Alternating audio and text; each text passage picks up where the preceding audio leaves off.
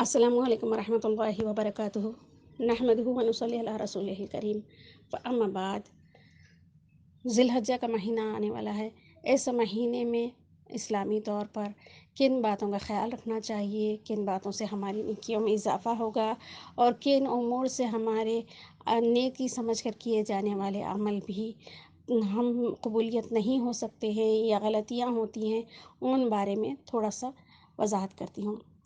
یہ کہ ذی الحجہ کے مہینے میں سب سے پہلا عشرہ جو 10 دن ہوتے ہیں پہلے، بہت ہی فضیلتیں وارد ہوئی ہیں، جیسے کہ رمضان کے آخری عشرے کی راتیں افضل ہوتی ہیں، ویسے ہی ذی الحجہ کے پہلے عشرے کے دن کی فضیلتیں آئی ہیں۔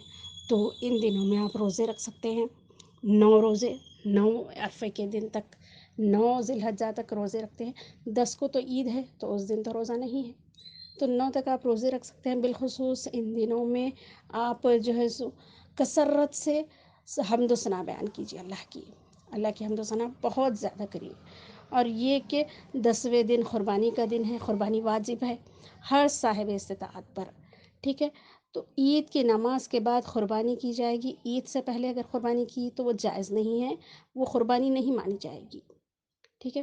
10 ذی الحجہ کے دن عید کی نماز ہونے کے بعد اور 12 ذی الحجہ کی عصر تک قربانی کی جا سکتی ہے، اور رات کے وقت میں مناسب نہیں ہے، دن کے وقت قربانی کی جائے گی۔ اگر روشنی وغیرہ کا اچھا انتظام ہے تو کر سکتے، لیکن افضل طریقہ دن میں کرنے کا ہے۔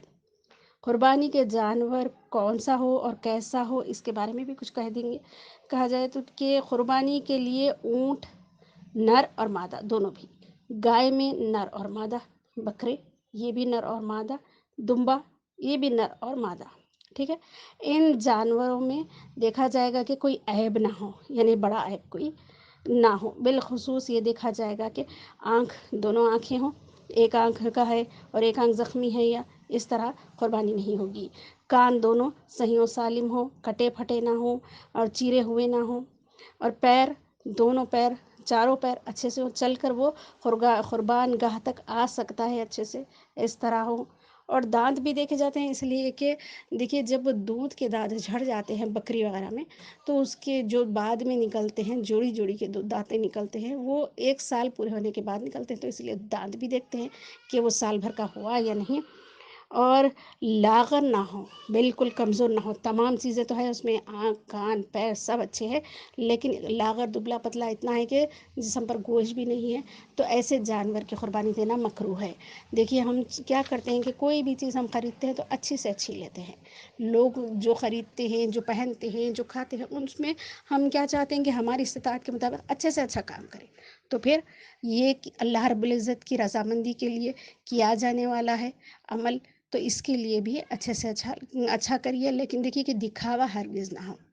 ہمارے پاس اتنی آمدنی نہیں ہے، لیکن ہم کیا کر رہے ہیں کہ لوگ کیا کہیں گے اس کے لیے زیادہ سے زیادہ خرچ کر کر بہترین لا رہے ہیں۔ نہیں، اللہ کو راضی کرنے کے لیے آپ کیا کر سکتے ہیں اتنا کریے، چاہے وہ کسی بھی حد تک ہو، کم از کم ہو، کم پیسے ہیں، زیادہ پیسے ہیں، بہتر ہے، جیسا کر سکتے کریے، لیکن اللہ کی رضامندی ہو۔ لوگوں کے دکھاوے کے لیے کریں گے تو پھر قرآن شریف میں بھی کئی جگہ آیا ہے کہ جو لوگ خرچ کرتے ہیں ریاکاری کے لیے یا کسی کو تکلیف دینے کے لیے، تو ان کا عمل ضائع ہو جائے گا۔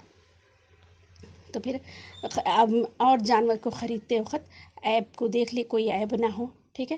اور اگر خریدنے کے بعد کوئی عیب لگ گیا، کوئی ایسا حادثہ ہو گیا جس کی وجہ سے جانور میں عیب پیدا ہو گیا، ایسا بڑا عیب، تو پھر جو شخص صاحب استطاعت ہو دوسرا بھی جانور لے سکنے کی، تو اس کو اتنی قدرت ہو تو وہ دوسرا لے کر قربانی کرے گا، اور اگر کسی کے پاس اتنی استطاعت نہیں ہے کہ دوسرا جانور نہیں لے سکتا تو اسی کو قربانی کر لے۔ اور یہ کہ جو قربانی دی جاتی ہے تو قصائی کو اجرت کے طور پر اس کا چمڑا یا گوشت وغیرہ نہیں دیا جائے گا، تحفتاً دے دے یہ چلتا، لیکن اجرت کے طور پر نہیں۔ اگر کبھی اس طرح کیے ہیں کوئی تو پھر اتنی رقم خیرات کر دے، ورنہ قربانی قبول نہیں۔ تمام خاندان کی طرف سے ایک بکرا کافی ہے، اس بارے میں بھی بہت بحث و مباحثے ہو رہے ہیں۔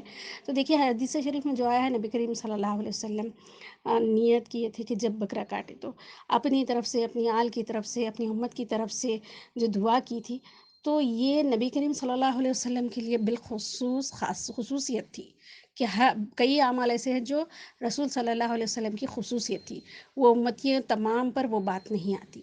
تو رسول اللہ کی یہ خصوصیت تھی، رسول اللہ اپنے لیے کرے قربانی اور سب کے لیے اس میں ثواب کی دعا کر لیے، سب کے لیے دعا کرے کہ اپنی آل اور تمام امت کے لیے بھی اس کے ثواب میں شامل کر لیے. تو دیکھیے یہ نبی کریم صلی اللہ علیہ وسلم کے لیے بالخصوص تھا، ایک کاٹ لیے تو تمام امت کے لیے بھی دعا کر لیے. لیکن ہمارے لیے یہ ہے کہ جو صاحب استطاعت ہے گھر کا، اگر ایک فرد صاحب استطاعت ہے جو گھر چلا رہے ہیں، وہ وہ جو اگر قربانی دے رہے ہیں تو کافی ہے، ہو گئی قربانی ان کی، اور باقی سب کی طرف سے کافی ہے. اب یہ نہیں ہو سکتا، اگر باقی کوئی اور گھر میں رہتے ہوں اور وہ بھی مالدار ہے، گھر کا ہر فرد مالدار ہے تو سب کی طرف سے ہوگی قربانی. گھر کے 2-4 فرد مالدار ہیں تو ان 2-4 کی طرف سے وہ خود اپنے پیسوں سے قربانی کریں گے. ٹھیک ہے، اگر کوئی بھی مالدار نہیں ہے تو پھر جیسا کہ جو صاحب استطاعت ہے اسی پر فرض ہے، تو وہ جو ایک شخص دیا قربانی وہ کافی ہے. اس طریقے سے بعض لوگ جو ہے سو مرحومین کی طرف سے بھی کرتے ہیں، ماں باپ کی طرف سے کرتے ہیں، یا پھر زندہ لوگ جو ہے اپنے رشتہ دار، ماں باپ زندہ ہو، بھائی بہن یا پھر بیوی بچے، ان کی طرف سے بھی کرتے ہیں. تو اگر یہ کرنا چاہ رہے ہیں تو کر سکتے، لیکن پہلے جو قربانی کسی کی طرف سے کرنا چاہ رہے ہیں پہلے ان کی اپنی جانب سے پہلے قربانی کی جائے گی.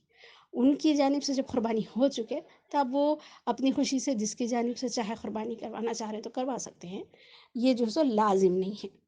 اور اس کے علاوہ یہ کہ جو شخص اس کے علاوہ ایام تشریق کے بارے میں بھی کہہ دوں کچھ، کہ یہ 9 ذی الحجہ سے 13 ذی الحجہ تک ہوتی ہے ایام تشریق. تو ان دنوں میں تکبیر تشریق پڑھنا واجب ہے. اور یہ کب پڑھی جائے گی؟ اور وہ یہ کہ 9 ذی الحجہ کی فجر سے 13 ذی الحجہ کی عصر تک ہر فرض نماز کے بعد ایک بار پڑھنا واجب ہے. 3 بار پڑھی جائے، ٹھیک ہے، ایک بار تو واجب ہے. مرد حضرات بلند آواز میں پڑھیں گے، خواتین آہستہ آواز میں پڑھیں گے. اور تکبیر تشریق یہ ہے: اللہ اکبر، اللہ اکبر، لا الہ الا اللہ، واللہ اکبر، اللہ اکبر وللہ الحمد.